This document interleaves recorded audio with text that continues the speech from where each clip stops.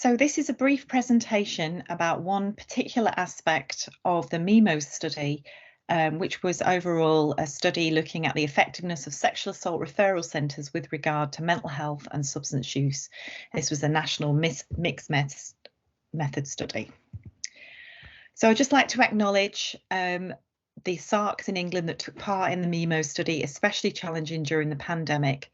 And it was so much appreciated. We're also very grateful to the survivors who completed the questionnaires and allowed us to hear their experiences. The research team undertook the study during the whole of the pandemic, and the people with lived experience that influenced this work at every step, including development of the original ideas. And a particular thanks to Faye Maxted at the Survivors Trust and Conchetta Perot at Survivors Voices for their input throughout the whole process. This study is funded by the NIHR Health Services and Delivery Research, and that's the reference number.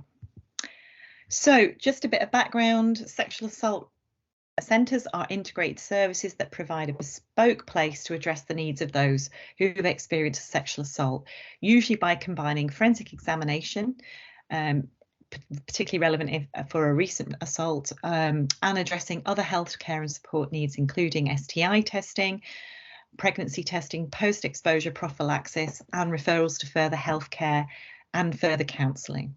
In England, these are known as sexual assault referral centres and are commissioned centrally by NHS England at the Department of Health and Social Care and delivered by a range of providers such as the NHS, private healthcare, private security services and police. Research has shown that sexual violence impacts significantly on physical and psychological well-being. In addition, many people who present at SARCs have had some recent prior treatment in the mental health services. For example, Brooker 2015 identified that 40% of people attending a SARC had had prior contact with mental health services, a quarter were drinking at risky levels, and 10% had a substance use problem. A third had depression and a third had existing anxiety disorders. Manning et al. 2019 in a different SARC found that 70% who attended for a forensic examination also had a coexisting mental health issue. However, despite these facts, there's limited specific guidance on what role the SARC plays in assessment of mental health and substance use, as well as how care pathways should best operate so that people can get the right support at the right time. In part due to the lack of guidance, there's a range of ways in which SARCs assess and respond to mental health, and a recent review showed limited use of standardised tools.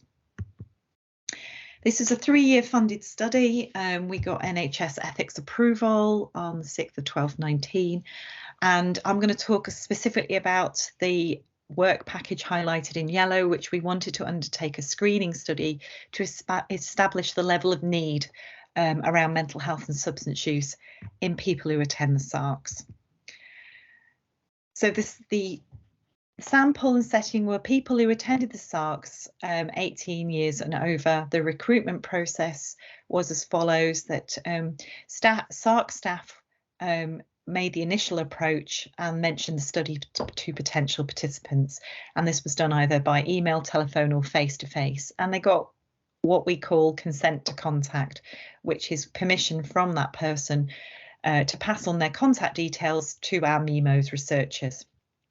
This in turn was then used to make contact with those people.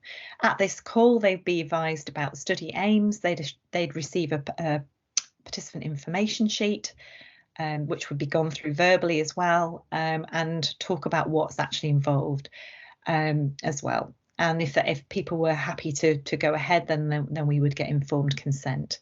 Every person who completed, who participated, received a £10 online voucher. So once they'd consented, they received an online survey which contains several tools, and these are ones that are commonly used in mental health and primary care settings. The Core 10, which is a tool used to monitor change and outcomes in counselling and therapy, covers symptoms of depression, anxiety, trauma, physical issues, functioning and risk to self. The Audit C is an alcohol screening tool. The PTSD-5 is a screening tool for post-traumatic stress disorder symptoms. The Requal is a quality of life tool designed for mental health populations. The DAS-10 is a drug use screening tool, and the SAPAS is a screening tool looking for signs of potential personality disorders.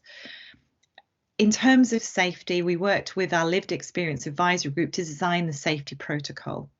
So all participants were told ahead of completion that a researcher would be able to log in and view their responses to the survey. And if there was any areas where they felt there was some signs of distress, they would make contact and check how the person was and explore any issues, particularly a safety issue in response to the safety protocol. But this was participant-led with the researcher as a listener and an advocate. And actually, where these concerns were raised with consent, our researchers made contact with their local care providers to flag up that there was a need to see someone as a reasonably urgent appointment as well. So in terms of recruitment, this was impacted by COVID because this took part during the second lockdown following the first wave, and this was the second wave, sort of autumn, winter of 2020 to 21.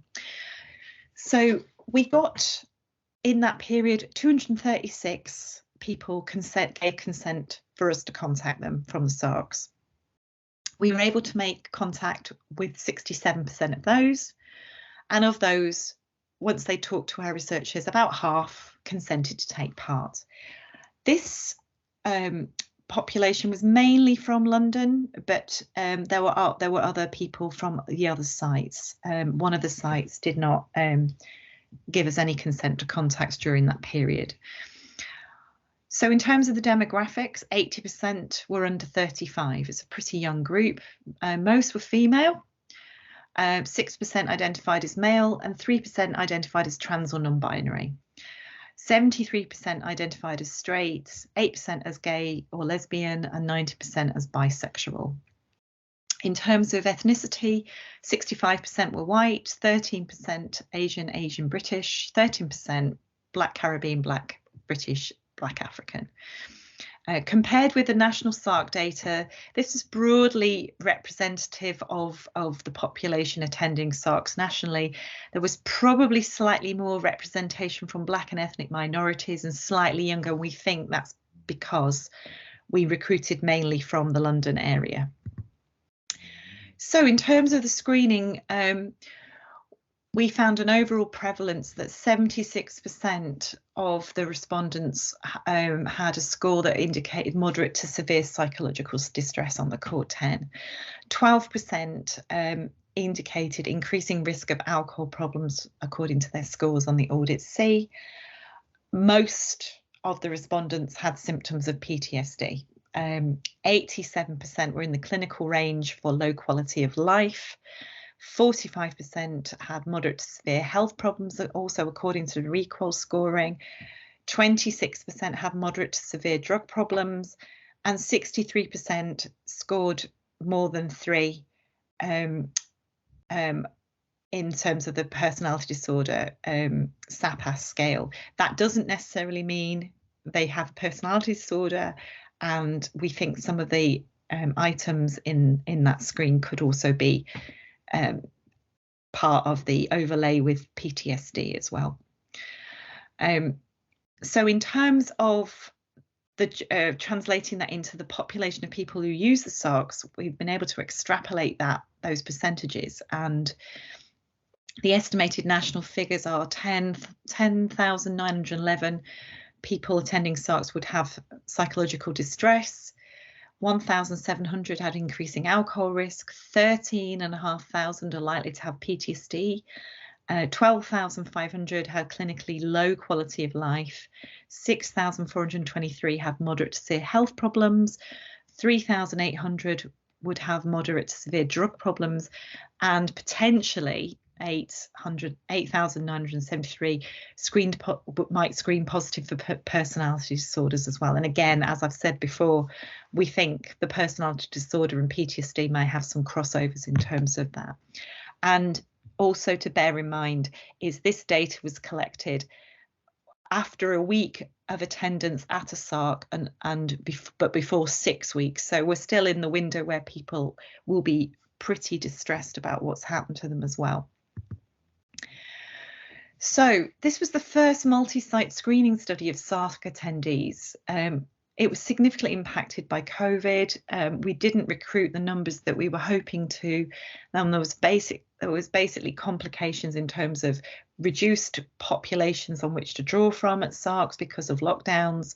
The remote methods are probably not as effective engaging such a population who may have issues with trust as well. And our original plans would have been to spend time at the SARCs and being able to promote the study in a face-to-face way as well. So it may well be people preferred not to engage with a study that was totally remote and online. However, that said, despite not achieving the sample target, we found really high rates of mental health and substance use, much higher than the previous studies. And one of the things we wondered is whether this was an overlay of heightened anxiety and mental health issues because it was taken during the pandemic as well. The other question was there selection bias? Is it possible that SARC staff inadvertently told people who they knew had mental health problems about the study more than they would general people? However, we don't know if that's true because when we spoke to people, the most common reason for declining taking part was because of their mental health. So we're not sure.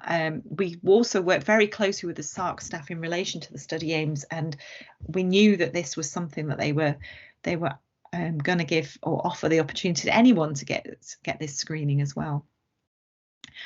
And finally, we use self-completed screening tools, not full standard psychiatric assessments. So there's definitely potential for these rates to be overinflated, and the actual diagnostic categories would need to be verified by a full psychiatric screening and interview, which would be very, very burdensome. But I think what we found is this just gives a snapshot of the levels of distress and need of people who attend sexual assault referral centres as well.